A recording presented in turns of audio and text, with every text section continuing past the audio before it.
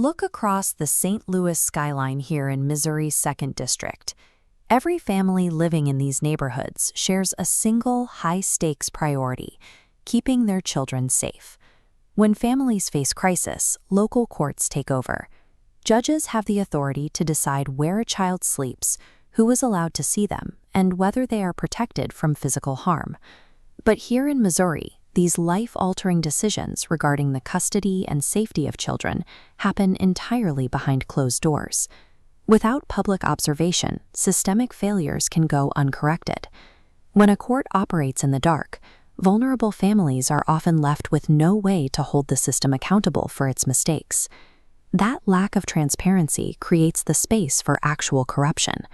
When legal dockets are shielded from view, misconduct can persist for years without consequence, failing the parents the court was designed to help. Career politicians have seen this crisis for decades, but they rarely intervene. Most find the system too opaque and the political cost of challenging it too high. Matt Grant took a different approach. As a whistleblower attorney, he escalated the fight by filing a federal RICO case to expose the corruption and the cover-up. Fighting one case at a time can help individual families, but it doesn't change the underlying rules. To fix the root cause, the structure of the system itself requires a new set of standards. This is where the solution begins. While Congress cannot directly manage local state courtrooms, it does control a massive financial pipeline. This chart shows Title IV-D grant money, a steady stream of federal capital flowing from the Treasury down into local state courts. Because states rely on these funds to run their systems, that money acts as a significant lever of power. Utilizing this existing financial connection bypasses the need to build a new federal bureaucracy or hire thousands of new government employees. Financial pressure is a direct method for ensuring that state institutions comply with national standards of safety and transparency. Matt Grant's Child Protection Act uses this exact mechanism.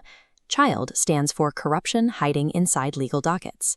The Act establishes a simple requirement. State courts only receive federal grant money if they meet public transparency metrics.